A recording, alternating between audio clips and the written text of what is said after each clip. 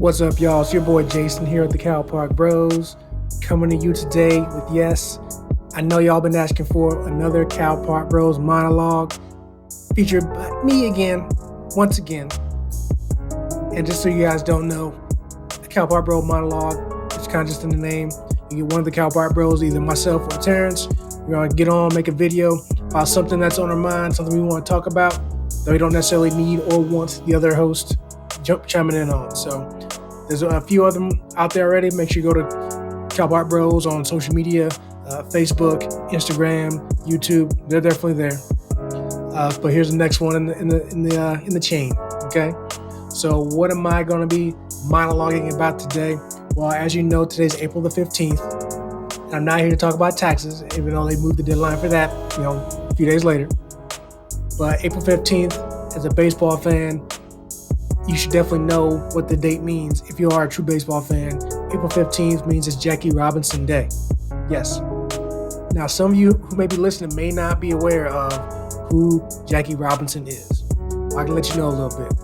So back on April 15th, 1947, Jackie Robinson joined the then Brooklyn Dodgers, and he is recognized as breaking the color barrier in Major League Baseball.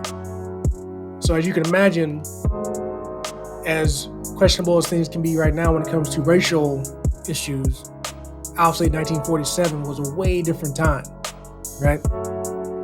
So you can imagine the challenges of what someone like Jackie would have to go through because they're trying to play baseball. Now also keep this in mind too, that baseball in 1947, back then, it truly was considered America's game, America's pastime. But because it was 1947, essentially it was looked at least the Major League Baseball, was looked at as the white man's game. Now, of course, they had the Negro Leagues, of course, which obviously were, all black because we couldn't play. We weren't allowed to play Major League Baseball. Wasn't no rules about it, as far as on paper. They just didn't want us. So, Branch Rickey, I believe the owner, the general manager of the Dodgers at that time, decided he wanted to make a change when it comes to that. And of course, there are several other players they could have gotten, probably some who were better players than Jackie Robinson, but he chose Jackie, right? So, now obviously, like I said, going through all this, if you've ever seen the movie 42 with Chadwick Boseman before he died, or even if you've seen the Jackie Robinson movie with Jackie Robinson in it, the black and white movie, I've seen that. It's old school. I'm not that old, but I've seen it. Okay. But anyway, basically, obviously, you can imagine if you watch the movies or just using your own imagination, that Jackie had to go through a lot of things when it comes to fans not wanting to accept him, his teammates not wanting to accept him, society not wanting to accept him. We got to the point of, getting death threats, either in person or otherwise. Opposing managers on the field basically calling him all sorts of racial slurs. And think about that. Now, obviously, on a past episode, me and Terrence talked about, people say what they would do, but they don't really know what they would do unless they're in that situation. Now, of course, a lot of people might say, I wouldn't stand for that. I wouldn't take that. I do this, that, and the other. Well, you're thinking about that now. But think about what your mentality would be in 1947. Knowing what you could or couldn't do because you were black. Because we didn't have, civil rights back in 1947. We were still under that time. Before I go any further, think about that. That was only 75 years ago, right? I mean, the number for some people may seem like a long time ago, which is a long time, but it's still only 75 years ago. So I'm sure most people listening to this probably know someone who is 75 years old, or you are 75 years old yourself. So again, if you know someone who was still alive back then it's not that long ago. But my point in saying that is the fact that, and even so, Jackie was even told that, hey, you cannot respond to any of this. You have to play through it, be yourself, but you have to ignore the stuff and deal with it. As you can imagine, I'm sure it was challenging to do that, to ignore it, because he's still human. He has emotions. He's a man. He's a family man at that. So I'm sure the threats he had to take seriously because obviously he has a family. You threaten him, you threaten his family essentially too. So, of course, he pushed through it without really truly lashing out at anyone. And he was obviously, survived. He was an all-star. I think he was World Series MVP, won the World Series in 48, I believe it was. So that's kind of the importance of Jackie Robinson Day. And just kind of put it out there even more so, imagine what would have happened had Jackie lashed out. Or even not even that. Imagine if he just wasn't doing a good job. Or the combination of the two.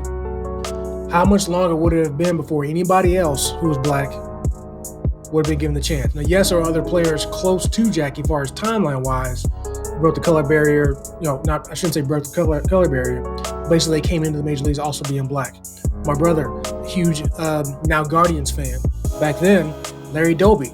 He's recognized as being the first black person in the American League. So I believe that was either the same year or the following year. That was a fact I used to remember pretty well, but I kind of forgot that part. But had Jackie not done well or lashed out of somebody, it would have been, the narrative would have been, oh, look at that, proof. They can't handle it. They can't handle the pressure of being in the major leagues. They're not meant for this game. That's why they have the Negro Leagues. They're not meant to play the white man's game and all that stuff like that.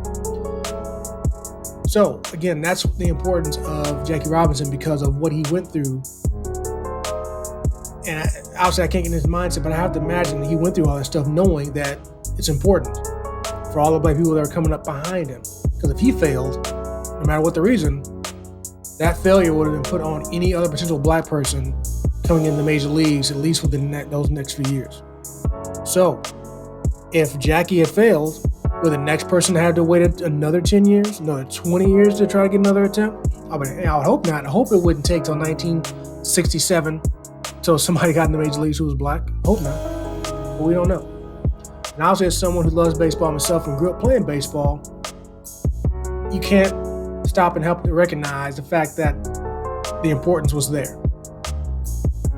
You may not be playing the game the way you play it if it wasn't for my man Jackie. My man Jack. Y'all can call him Jackie, I'll call him Jack. I didn't know him personally, but that's still my boy. I'm going to call him Jack. But yeah, that's why the day I think is so important. And obviously, again, if you're a baseball fan, you know that the Major League Baseball recognizes that's important too, because every day or every year on April 15th, every player in every Major League game that day wears the number 42. And also go even further, Jackie Robinson is the only number that's been retired all throughout Major League Baseball. No one can ever wear that number again except on April 15th every year. Other than that, no one can wear 42 ever. So again, a high honor.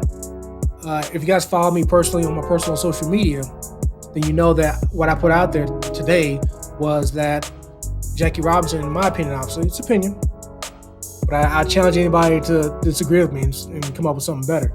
But Jackie Robinson, in my opinion, is the most important historical figure in the history of United States sports. I'm sure there may be some people out there that I can't think of that might be in the same conversation. But I can't imagine who there would be that went through all that just to play a game, by the way, just a game. But he went through all that for that game because he knew it was important, not just for him. Because obviously he wanted to be there. He loved baseball too. He wanted to be there. Not just for him, of course, for his family. That's obviously how he supported himself. And also for the cause, right? For the people. You know what I'm saying? Like bros, like we always say with the phone number. So I always love talking about Jackie Robinson whenever someone asks me, who's your favorite professional athlete of all time? Now, of course, being from Chicago, everyone also always wants to think that it's going to be Michael Jordan or somebody like that.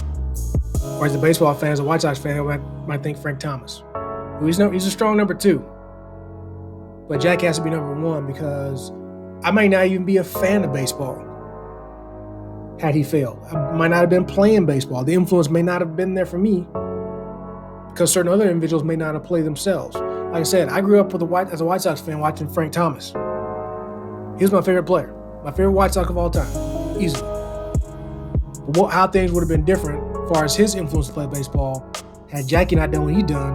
And again, the next person who might have got the shot at the MLB may not have been there. So it's all about a chain thing. Influence goes through time. And that's why I'm very glad that MLB does this because it sets as a reminder for all the fans. Now, even though we talked about in this last episode on the Cal Park Bros, baseball has a youth problem. far as fans. They don't have enough of them. Right? Not enough interest there.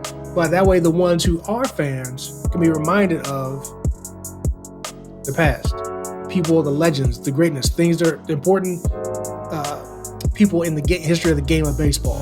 And I feel like I just said earlier, there is no one historically more important, especially when it comes to legacy and importance to the game, than Jackie Robinson.